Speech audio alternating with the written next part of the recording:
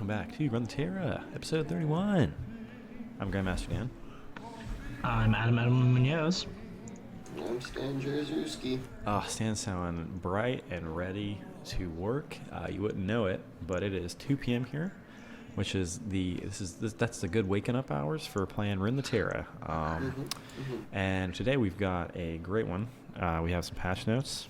We got a little expansion info for you. It's actually going to be news to me as well because I kind of just let the spoilers fall over me. And we also got a little bit of my lab experience. I played lab for the first time, and it was fun. I got some tips, tricks, and a little secret that we don't want to get out to Ride HQ, which is good because they are not one of our 2 listeners. So there's no way that they will hear it. All right. So why don't we jump into the meta first? What are we seeing, Stan? So things are shaking up a little bit. We'll get in the patch notes. They might have made a little bit of an oopsie. So is this a Bastion-sized oopsie? It is a Bastion-sized oopsie. Let's all take a moment to say, called it. So that was mine. How about yours, Adam? Yep, I called it. How about yours, Stan? That's yeah.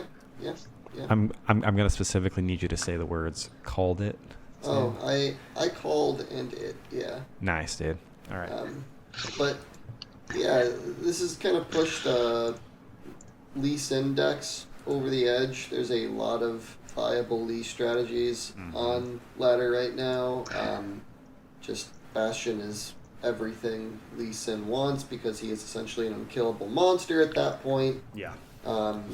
It's pretty crazy.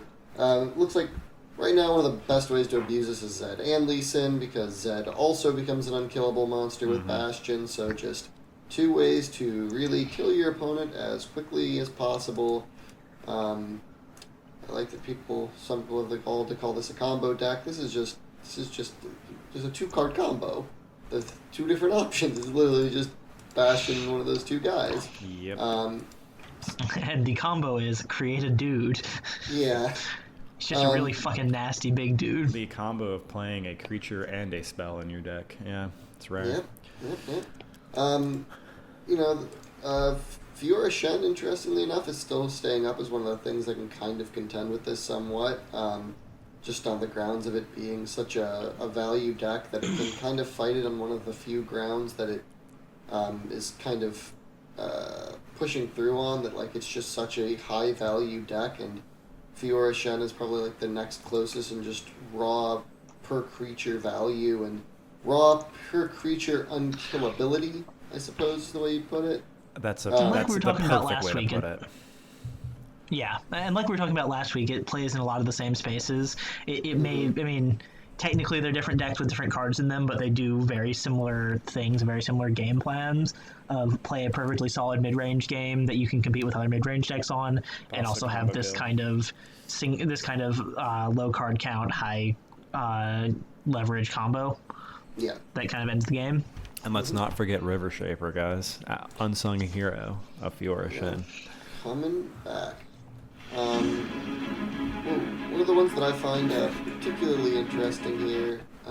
Thank you for that. That was audio for River Shaper. That was Braveheart style. It's a nice little just giving him what he deserves.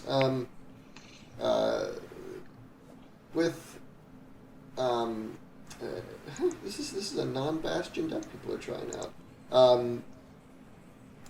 This is just a cool thing. Lee Sin is also seeing some play alongside Freljord, with just like more ways of making sure that little Lee Sin combo goes off. I haven't seen that. How does that deck work? Is that just like Lee Sin plus ways of preventing him from dying and the various Frostbite stuff in Troll Chant? Yeah, that's pretty much what it is, and then just Trundle and Sejuani for value. Okay then. That's interesting. That's interesting indeed. I guess with Starlit Seer, you get to have the bigger Lee Sin, and the bigger Lee Sin wins. I guess that makes sense. that is pretty much the main goal here. Is just hope that your Starlight Seer hits enough Lee Sins to win you out the game. I mean, also a thick River Shaper is pretty good too. Yeah, thick Shaper is a good card. Neat little change. The MF decks seem like they're kind of sliding just a bit more into an aggro role by dropping out their like Lucian is getting slotted into this deck a bit more frequently, which I think is good for Lucian. He's needed some play. There we go. He's not really been too high in the meta lately, but that vindicates a lot of the decisions I've been making with Lucian. Not in this deck because I don't play good decks, but yep. Lucian in Sharks and Lucian in Noxus Space Aggro decks, I'm having some fun with. Yeah. And yeah, I mean, besides that, most of the meta stayed roughly stable to where it is. Wow. Just a quick one quick note. I didn't know Island Navigator was a card. That's pretty dang good. When I'm summon a random 1-cost follower and grant it Scout, and it also has Scout. It's a 4-mana 2/4. Oh, yeah. Oh yeah, that card. That card's been in MF decks for a long time.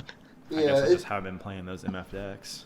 Yeah, it comes in and out of the list depending on how much go wide they need. Right. Yeah.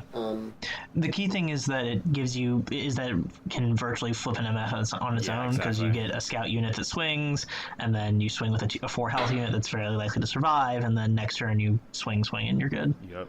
Yeah, it's pretty good. I like it. So what are we not seeing on the ladder? What's missing? Yeah. Because I'm not, because I've seen very little Ezreal recently, Same. which I mean I guess the nerf worked. Mm-hmm. I seem to be the only person left playing Ezreal. Yeah, instead of having to argue whether it's fun or not to play against, we just don't play against it anymore, so we don't have to think about it. Yeah. And for that matter, I haven't seen any Vi, Heimer, or Jinx either. I mean, where the fuck is or Teemo? Where is Piltover? What happened to it? Yeah, that is very interesting. I miss Heimerdinger, guys. Yeah, Heimerdinger was fun days. Yeah, Actually, there's I think very I know what little happened to P and Z. Piltover. What happened to Piltover is that damage-based removal is shitty against At a Lee Sin. massive disadvantage. Yeah, exactly. Yeah. Barrier. It's like you can theoretically play Shadow Isles because if you cast a Vengeance with mana up to answer a barrier or a spell shield with something smaller, you're fine.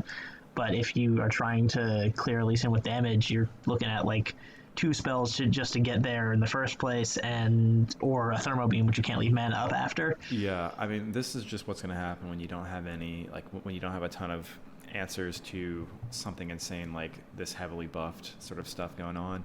I mean, I think even without the Bastion being buffed, it's still like Bastion itself. Like basically, I think what happened was that once people saw the +1 buff, they're like, oh, maybe I should play with Bastion, and they realized that +1 didn't really matter. It was already really good.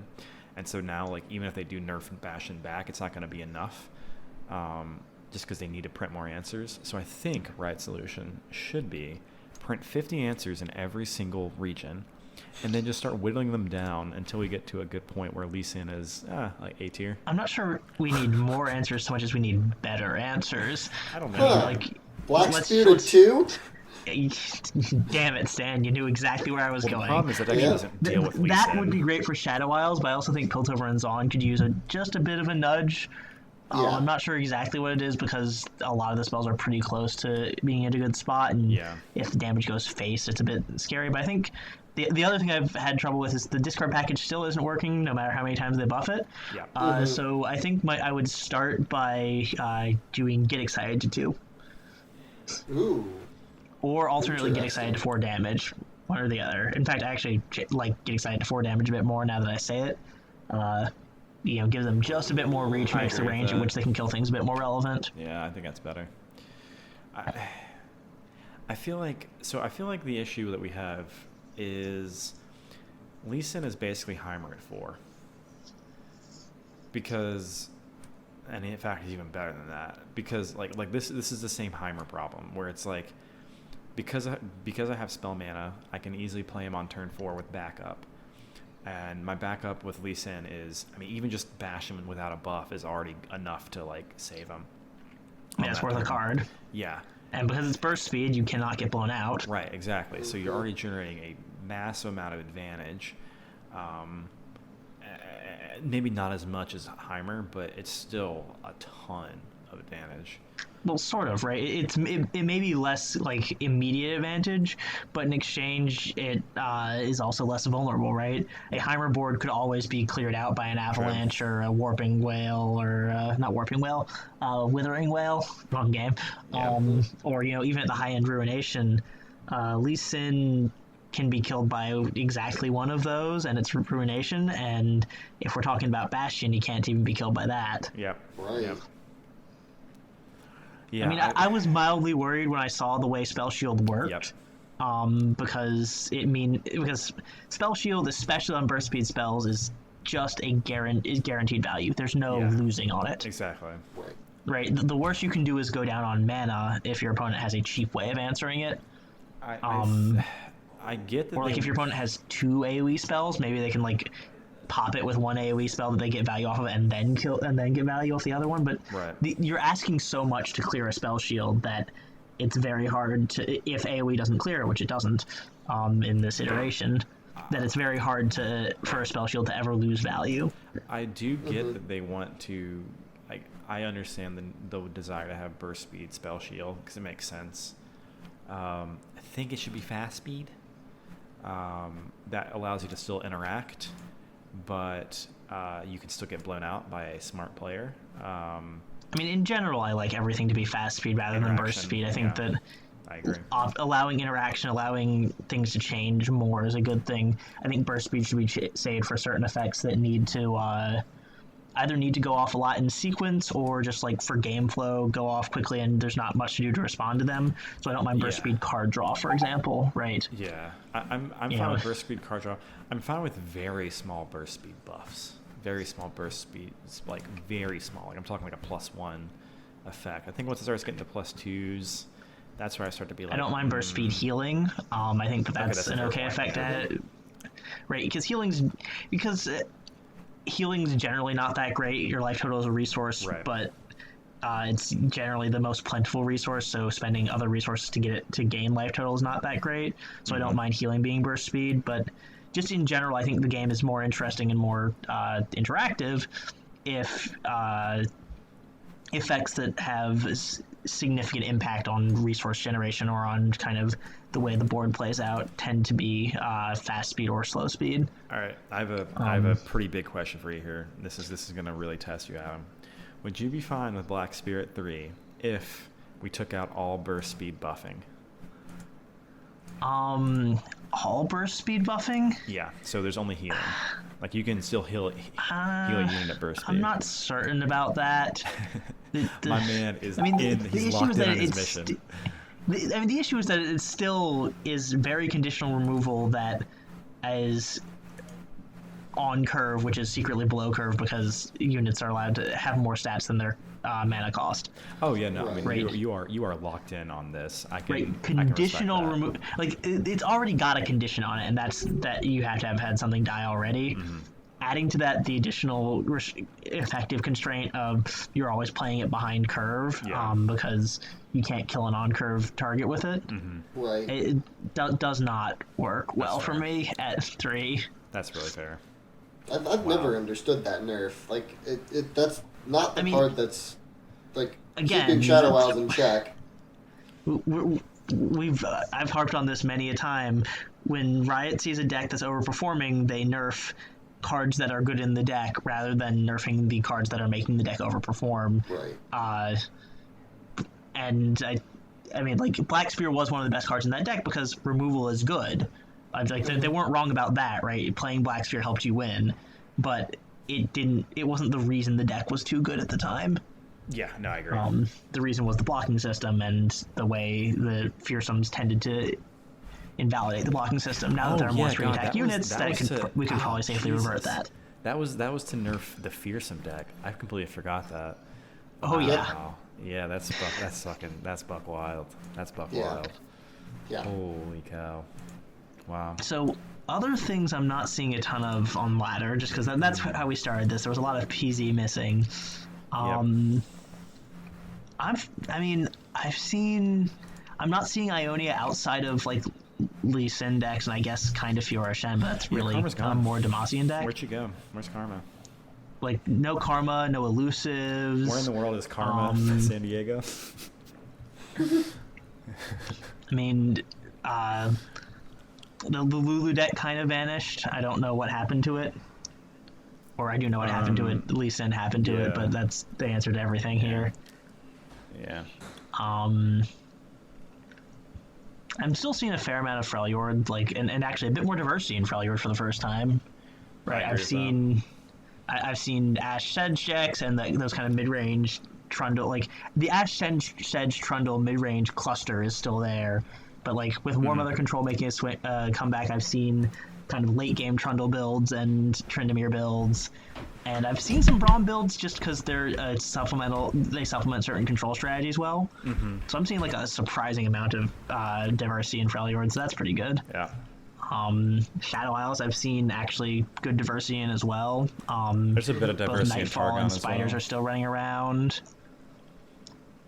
So it's really just that there has never been late game for Noxus, so not seeing Noxus late game doesn't really mean anything. Which is fine. And B, Piltover Renzon is dead.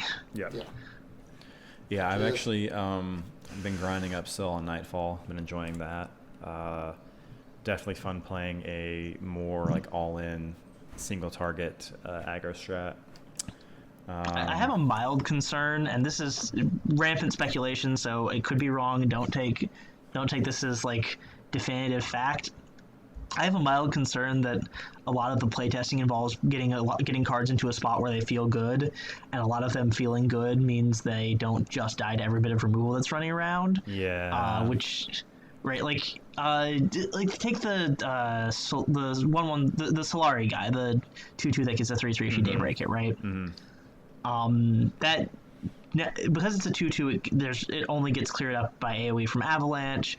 It trades with all cards that cost more than it, and like if you designed that as a 1/1 that got 2/2, it would swing the same on its first turn. It would still be a like key daybreak 1-drop, but it would be cleared by a lot more removal. And I am wondering whether there was like a point in the design where it was a 1/2 or a 1/1 or a 2/1 even that swung as a 3/3 on its daybreak turn, and they said, "Man, this feels bad that it gets cleared, and something's got to change." And I wonder if like the feel bads of the way removal makes games go sometimes are constraining the design such that Piltover Renzon is going to end up kind of perpetually bad. I think this is I think this is a this is sort of a changing tide. I think I can see the argument. I think mainly because PNZ is so damage-based removal, but it seems like the designers they've set this tone of like this is how strong the answers will be, and they won't be stronger than this. But of course, there's also this natural thing where when you make new cards, you want them to be really cool and awesome. So you make them more powerful or cooler. The easiest way to make them feel more powerful or like stay on board is upping, like ratcheting up power, ratcheting up toughness. And don't get me wrong, I don't think this is like intentional. They're trying to make removal bad. I think they have like a certain power level they want removal to be at, and they're trying to keep it in that spot, which is an acceptable power level, right? We were pretty good with how removal sat before release of Call of the Mountain. But this is a problem with like all card games where just like, I mean, this is true of Magic as well, where like creatures when that game first started were just like basically glue eaters. I mean, like they couldn't do anything. And then now you look at Magic and it's like all these creatures are just like insane, like a 1-mana 3/3, 1-mana 4/4. It's just like, okay, sure, why not?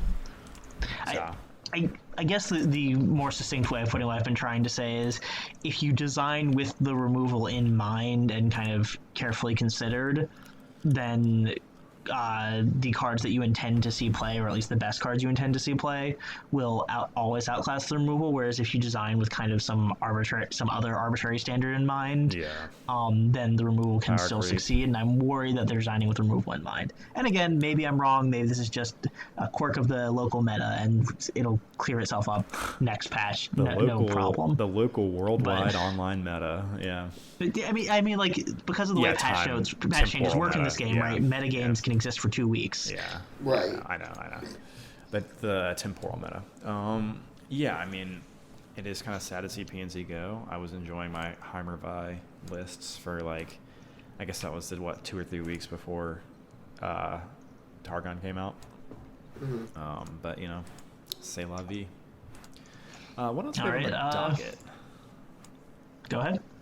What else is there on the docket today? We got patch notes. We managed to let's- go a good like Let's 20 talk, minutes without talking about patch notes. So let's get into patch those. notes. Let's see what we got here. What have we got here?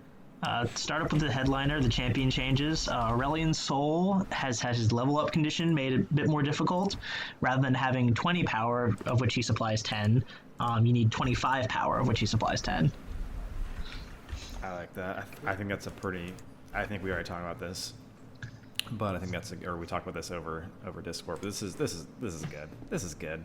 That's a good space for that to be in, I think. Yeah, it was pretty easy to flip him earlier, and he was providing a lot of value without flipping. So I don't mind making it a bit harder to flip him, in no small part because it doesn't really matter if you flip him. Exactly. Abso-freaking-lutely. Another big change actually. Radiant Guardian, power 5 to power 4. Yep. Yeah. I mean, honestly, I guess this brings it more into power level with the other 5-drop ones, at least the ones that you get from Remembrance. Because I definitely remember with Remembrance, you're always just like, just give me the Radiant Guardian. Because there's the other one that's like a 5/5 that's a 5/5 tough, but this one's like almost always just a 5/5 lifesteal tough. I mean, you pretty much always just play it when your creature's dead. So. Yep. You know. Additionally, the comparison that they made in the patch notes, which I like a lot, is if you compare it to champions that cost 5, it was virtually impossible to trade profitably with this as a 5/5, right? That's a good point. You know, if an unleveled Hecarim lost the trade with this and didn't even net damage from the 2 swinging phantoms, and unleveled Darius just lost the trade with this and lost damage, right? Losing that key 5th point of power, which it looks like they're trying to make into a breakpoint the same way 3 health that kind of third and 4th point of health matter in the lower sized creatures. Yep. Right.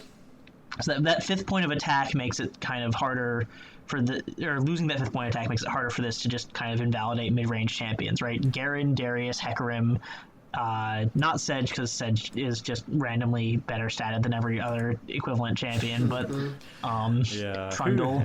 Who did right? that This one? no longer just dominates those guys, which I think is a good change overall. Absolutely. How about Inspiring Mentor? We've switched it up. We went ahead and switched the style up. We got the 1s and 2s, but we got the 2 on the power now and the 1 on the health. How do we feel about this? I think this is a much better change for Inspiring Mentor. Like, this really slams it. Like, gives him more of a more potential, makes him feel like he's doing what he's supposed to be doing a lot more. Because if he's always supposed to have been an aggro creature, why was he a 1/2? Now he lets you kind of, push a little more damage if you get an open turn 1. Maybe even, if your opponent makes a mistake, get rid of some other valuable 1-drop on their side. And then, he, does his shtick a bit better. I think that this is a really nice change for Mentor. I absolutely agree. Part of why I liked the change to the way Mentor worked previously, when he no longer buffed health of units in hand, was that Mentor was an aggressive creature for an aggressive strategy that also kind of invalidated removal later on. Now he swings better as an attacker and is weaker to removal. I like that combination, right? It more sharply defines what he is. I often criticize Riot for making a bunch of these cards look too similar and too mid-rangey and etc. This one is doing the opposite for once. Yeah. They're sharpening this card's identity by making him more vulnerable to things that he should be vulnerable to and more effective in situations where he should be good. Turns out one of our 2 listeners is Riot HQ, because this one is definitely straight from the gods, from our mouths. Up I wish we'd come up with this exact change, but unfortunately, that sometimes Riot's smarter than us. So good on them. Yeah. I feel like we were almost there though. Picks from a 0-1 to a 0-2. Okay, cool. So similar conversation, right? For support creatures, they need to live and they need to kind of last more than one turn to gain net effect. As it was, Pix was basically just a buff spell that said give a unit +2/+1 for a round, and you could kill, and there were a bunch of ways it could go wrong. Yep. Making it so that Pix can now, survive that AOE or survive some of the spider or whatever. Makes it so that it is more likely to actually, effectively do the support thing. I've got an idea for this card. How about this? All right, Pix. He's a creature. He's a 2/0. When you cast him, you can cast him at burst speed, and he gives a creature +2/+1 this round for 1. How do we like that? Does that sound good? See, Dan, I disagree with that entirely, and the reason being is that I don't think either of you understand what Pix actually is. He is not actually ever supposed to support. If he does, you've won the game, just hands down, flat out. What Pix is when you play him and your opponent uses removal on him, you have gone up so much in value that you just next level plays. That's honestly all, yeah. That is all Pix is there for, is to make you look like a god tier removal magnet guy. Also what it is you've gone up win percentage, because if your opponent just removed your picks that they're not a very good player, and so you're probably just going to win the game off of that. But my issue kind of with the card, and I guess this is kind of like support's thing, is that the reason why Lulu is good is because she's 2 mana, 3 mana? She's more than 1 mana. And that's good because you want the support creature to come in after the other creature it's going to support, because you want to kind of hit them with a little surprise, Like Pix is more like a megaphone saying, "Hey, this is a support deck. Go ahead and just kill all my other stuff so this does nothing." Or alternately, Pix is a turn 3 play. Yeah, which is, I guess, okay, but there's nothing that really synergizes with playing multiple creatures in a turn, except for a Nocturne flipped, which is so edge case, and that's not where this is going. It just feels weird at 1.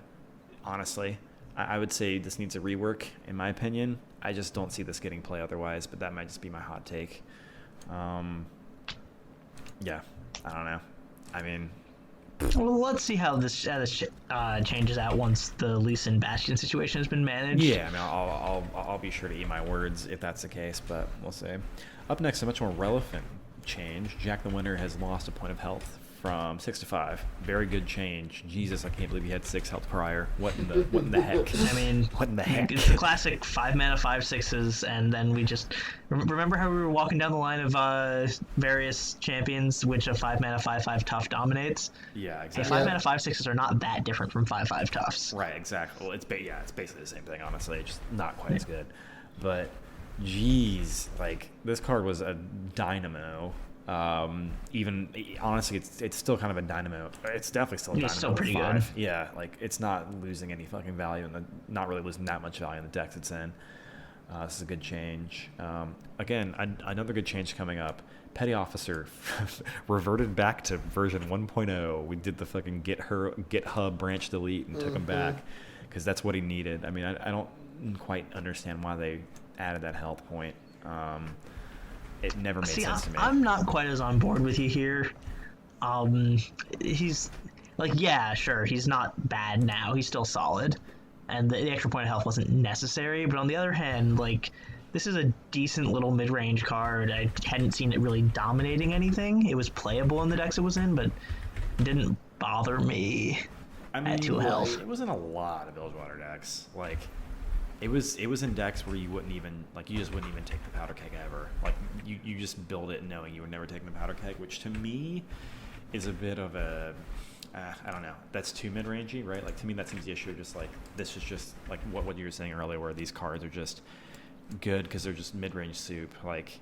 If you're playing this card, I guess what I'm trying to say is that this card doesn't scream aggro to me, right?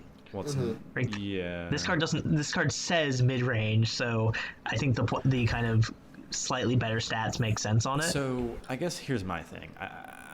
It definitely to me needed a nerf. I think I would have gone with a 2/2 because I can understand why you'd want to put it in. See, this is one of the cards where I can actually get why they want it to be mid range, but it went into every deck because it was just blanket good. So I think if you make but it if a it's a 2/2, 2/2, isn't it just a Dreadway deckhand that costs one more? Yeah, so I guess that's true. Well, no, it's a Dreadway deckhand that has choice. another option. Yeah, that's true. Yeah, but that option's not worth 1 mana. Like, I mean, there were literally decks that were playing it just to hit that second case. So yeah, but like that's not my point. My point is that like, yeah, how do I put this? Anytime you have this and Dreadway deckhand both available in the same region as a 2/2, you basically are just always going to play the deckhand. Like, even if you want the random 1-drop, a random 1-drop is not worth a mana compared to a keg. Right. But I don't A know, random because 1-drop is worth slightly less than the mana because it's not the 1-drop you would have chosen to add to your deck. I mean, my thing It's is, worth I would see this even further less if you have the option of getting a keg instead. So what if Dreadway deckhand was good enough at 3 mana 2/2 that also having it as a 2 mana 2/2 is just I want 6 deckhands? Then that's a problem with the general balance of the game. Yeah. I mean, to me, this card was always used, and it was like almost always used in these like controlling decks, but it could like mix it up too much. And Yeah. like, I think the reason why the 3/1 is like not aggressive. It's more like I'm trading up in a controlling deck or something, or I'm trading to hit a fearsome card. Like, Yeah. I suppose. that's why I think just knock off the point of health or switch the power toughness. Like, it just needed to lose some of its space stats because it was just too good of a card in all the controlling decks. And like, this isn't an aggro card. Like, to pretend like it's an aggro card is silly. So I think I'm fine with it. Either way, we're quibbling about a card that we think is fundamentally balanced in its current state, anyways. Yeah. Right. So screw that. This is a fine card as is, as a 3/1. Like that's not gonna bother me. People will still play it. It will lose a bit of its niche edge. So screw that. Here's the big change. We've already talked about it. But anyways, Bastion. Old text, give an ally spell shield this round. New text, give an ally +1/+1 and spell shield. Wait, only this round? Also, Now it's it did not lose it lost to this round as well. Oh my god. That's now a permanent spell shield. Thinking? Oh my god. What is wrong with them? I didn't even notice that was the... I did not notice the spell shield was permanent. Holy Oh fuck. my Yeah, no, it's impossible god. to value on this The card buff now. is permanent too. Like, if your opponent somehow tricked you my. into playing this in the old context, god. the value. Now, even if your opponent somehow forces, hacks your computer and makes you play this at a bad time, guess what? The spell shield's still there. This is a cataclysmic failure. This was a mess. Like, I'm going to quote our unfortunate president, may he not get better. This is a mess. This is a mistake. Yeah. This is just like Jeb Bush. This is a mess. This is. I feel like we've spent a fair amount of time talking about this earlier, so I'm just gonna say I agree and neither let's of let us- this one lie. They know it's good. They're gonna fix it. They've tweeted about it. It's they know this is too good. But 2 out of 3 of the hosts didn't realize it was forever. What was Brittany thinking? Oh my god. All right. Anyways. Cosmic Inspiration, I think, has now lost its refill of spell mana. Is that correct? Yes. Yep. Yes. Yep. So Cosmic Inspiration is one of the invoke cards. Yeah. It's a 7 mana spell. It used to be, if you behold the Celestial, grant allies everywhere 2/2 and refill your spell mana. Now it just doesn't refill spell mana. Yeah, this was kind of a knockout card in my expedition matches. Kind of sorry to see it go, but this makes sense. I mean, it's still pretty good in the context where you want it, and it's still an invoke card, so you don't have to ever take it when you don't need it. Right, exactly. It's now just, it's a bit easier to get punished when you put this on the stack.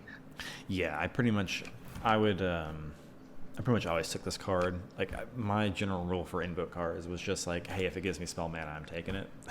Yeah. So yeah, this one will probably be picked less by me by about 25-33%. Up next, we got the old granddaddy Rummel,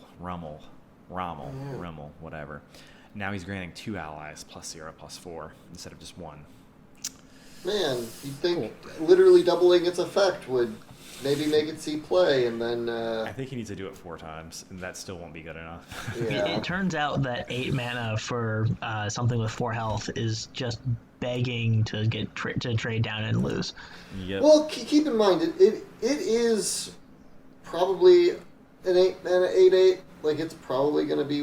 Can it can target itself? No, it cannot. No, it cannot. No, because it's not on the field yet. Yeah, this card's dog. This card's doggy doo-doo. Okay, look, I mean... If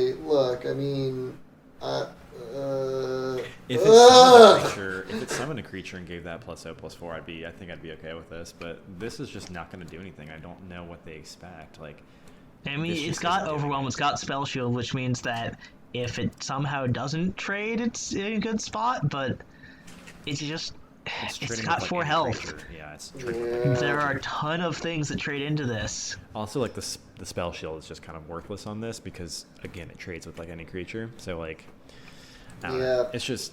At least it doesn't have 3 health, right? That's what we can say about this. Is, like, that's true. If this is a 4/8, this is awesome. Like... Actually, yeah. Yeah, I agree. Oh yeah, if this is a 4/8, this is a monster, right? Like, this is... Yeah, like, the this Overwhelm is a cool makes it card. hard to chump. The 8 health makes it hard to kill in combat. The Spell Shield makes it hard to kill with the spell. Like, if this is a 4/8, this thing just is gonna run all over games. Yeah, exactly. So, like, I think they just drop it back to grant an ally +0/+4, give it a 4/8, maybe even a 4/6, 4/7. But, like, I'm fine with it having a small power and, like, an overwhelm so that it, you know, it says, oh, well, I want to buff this card with power stuff. Or maybe, like, And 4 is not even that small of a power, right? Yeah. 4 is a small power on an 8-drop, but, you know, if we're talking like, if you about support it once. dealing with chumps, Yeah. it's not. 4 is the real deal. Yeah, to me, he should be, like, the top... To me, he's, like, the top-end support carrier. Like, he carries all the good supports. That's why I'd want him to be a 4/8. And then he could support... He could put his +0/+4 grant onto a support guy. Like, that's what I want to do with this card. And I think that's what they want you to do with this card. They just messed up with having him have 4 health. But to me, that's what they wanted this card to do. They just don't know how to quite... I don't know. Whatever. Next big change. Hush. We called it, folks. Nailed it. Called it again. Nailed it. I mean, it's an easy fix. It doesn't change what the card does or how the card works. Almost as if Riot is listening to us. Gets rid of the infinite nonsense. It's Folks are fine. listening to you. They're taking all your ideas from your podcast and using them in their games for free, folks. In fairness, I'm pretty sure everyone called this. Like, you know, as prognostic as we were, it was not a hard prediction to make. Yeah, but we did it, folks. We did it. But yeah, basically the change is each new fleeting hush that you get in your hand will cost 1 more than the previous. That's good. We did it. Another change. Yeah. Last one here. So, go for it. It's worth noting that they have a few paragraphs on Hush in this changes. Ooh, I actually missed the Notably, they have said that in 112 they're going to be removing Hush's repeatable aspects. So we'll talk about that more in 112 when they have like 100% committed to it. But I don't like that change, right? Yeah, I don't either, because now it's like, You know, hey, we're nerfing the card, you know how we're nerfing it again? Bastion was virtually impossible to lose value on? Hush was virtually impossible to gain value on, and you could like sometimes do it if you got multiple casts off, but now you can't. This is kind of like what I would call cuck logic, where you've realized that you've made a whoopsie with a card, so you nerf it, and then you just say, but wait, we're gonna nerf it again, guys. Like, we're really gonna drive it into the ground. Like, that to me is like, you've already admitted defeat, so you admit defeat again. That's not a good idea. Like, you should let a card's changes happen, see how they play out, hopefully do them in a small enough ecosystem or with fewer other variables changing, so that you can like kind of triangulate whether it's a good change or not. Right. Of course, they're not doing that right now because Bastion was a nightmare. So I think this I think they might want to slow it down a little bit on this. It feels like they're kind of just throwing some stuff around every which way. It's kind of like spaghetti to the wall, but yeah, I agree with All that. right. One note that they have said, which I feel they deserve some credit for is that Hush is the only thing that even vaguely resembles AoE in Targon, and they've mentioned that they want Targon to be weak to AoE. Or weak to wide boards to not have AoE. If it's a design decision, then that is okay. That makes so sense. I at least kind of understand that, but I'd like to see this type of effect return in some other region. Yeah. What other regions have silence right now? Also, like you can Demacia, right? Demacia. So like Yeah. maybe this card should just be a Demacian card, right? I could see that. I think also like I mean it definitely fits into the Mage Seeker flavor, but you can have a region It fits into the be Mage weak Seeker to- flavor and secretly plays very well with Lux. True. You can have a region be weak to AoE, but still have like one card in AoE. Like it doesn't mean like you can't just do it at all. It just means like, hey, just don't have a lot of them. Like, just have Yeah, I one. mean, I just think that it's a good point that like, we talked about Targon being a kind of soupy region with a few too many things at its disposal. Fair point. Yeah. And I think good that point. being strong, like Hush, is covering some of its weaknesses in a way that, right, if one card is doing that and you can just cleanly change the card to fit to open up real weaknesses in the region, that's maybe appropriate. That's fair. That's fair. Yeah. So last change, really quick. Mountain Goat from 1 health to 2. 2 mana 3/2 that creates a gem on strike. Yeah, cool. Okay. You know. It's seeing play. Yeah. Cool. Yeah. It actually sees play. It's good. This is good. This is good, folks. We did it. Yeah. All right, what I else do mean, we have? at one health, it was dying to everything. At 2 health, it still probably dies in most combats, but dying in combat is very different for a card with a strike effect than dying to a spell. Yep. Yes, sir. All right, what else do we have going on here? Do you have anything else for us here, Adam? Quickly noting that they have added in-game leaderboards. You can go into the client, check the leaderboard, see who's the best.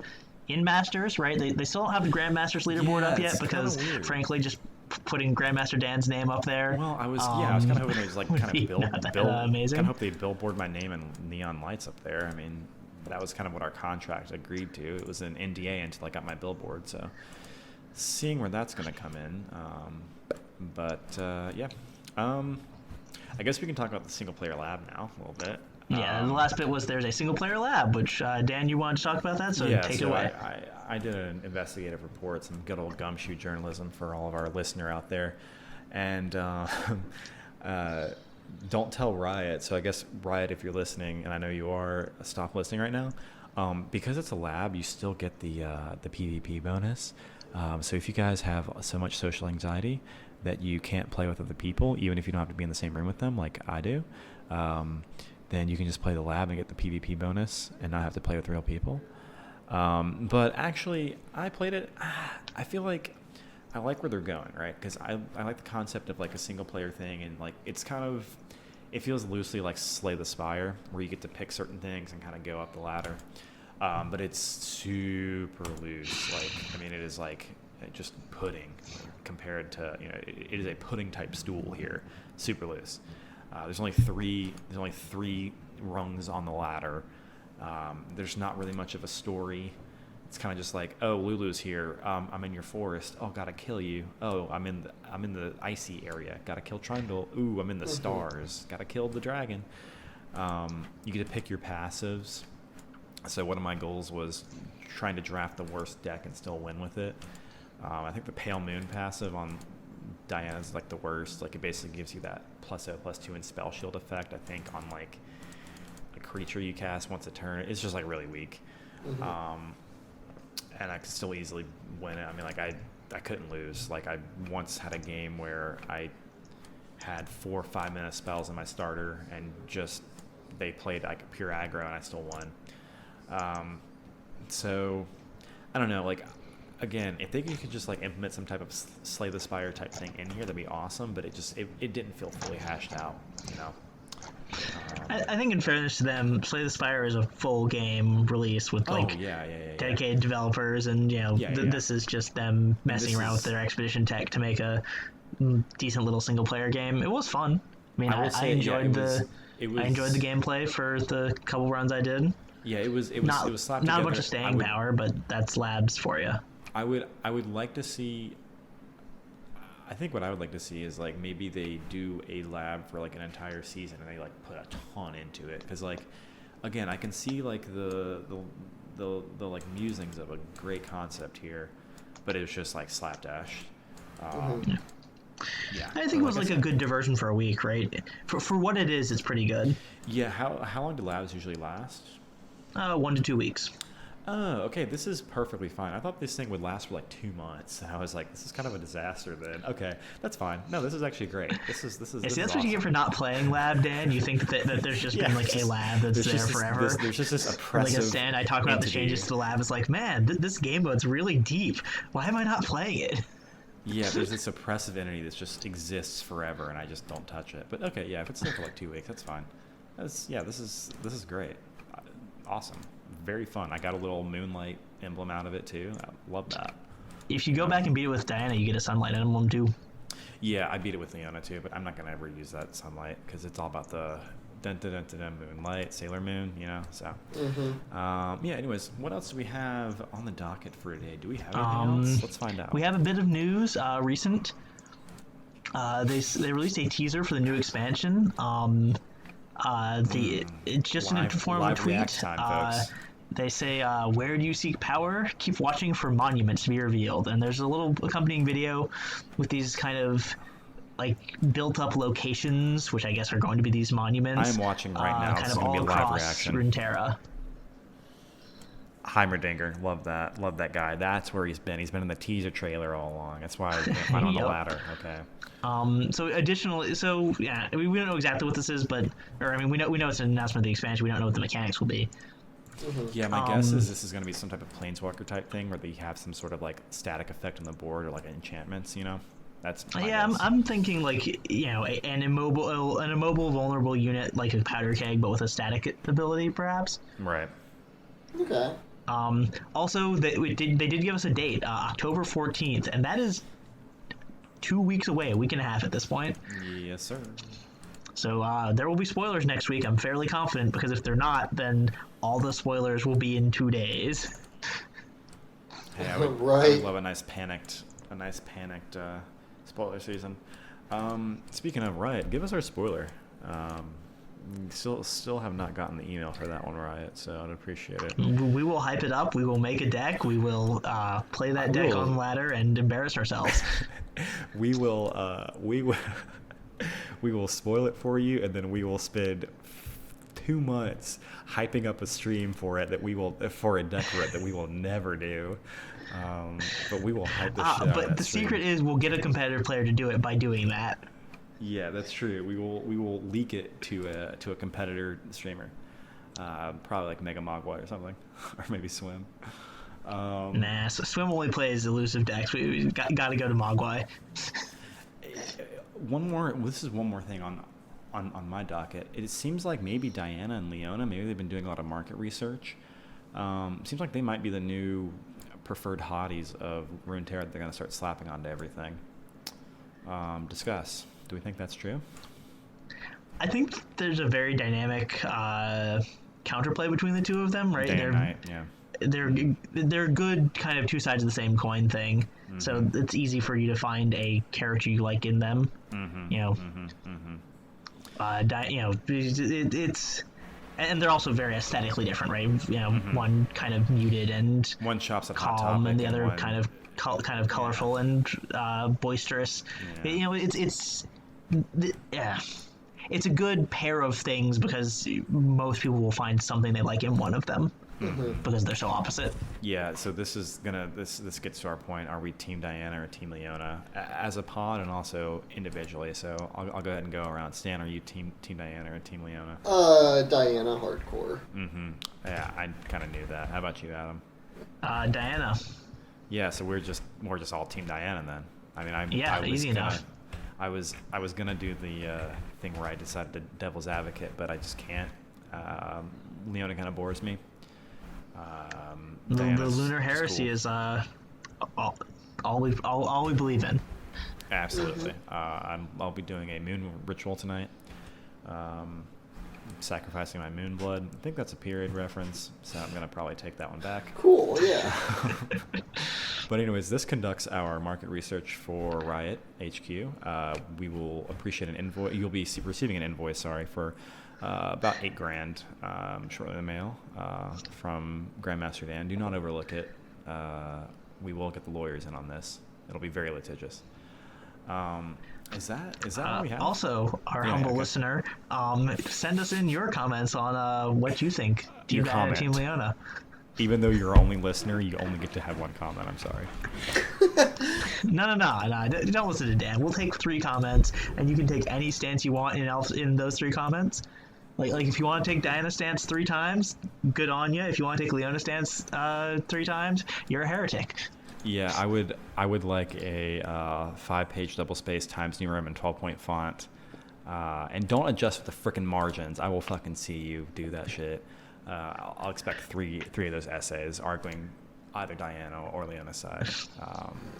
Yeah. See, I can only allow for like a 36 character limit message. You do get 2 of them, but that's all I can handle. You're asking for half of an old Twitter tweet. Yeah, that's like it. 1/4 of a current tweet, dude. Yeah.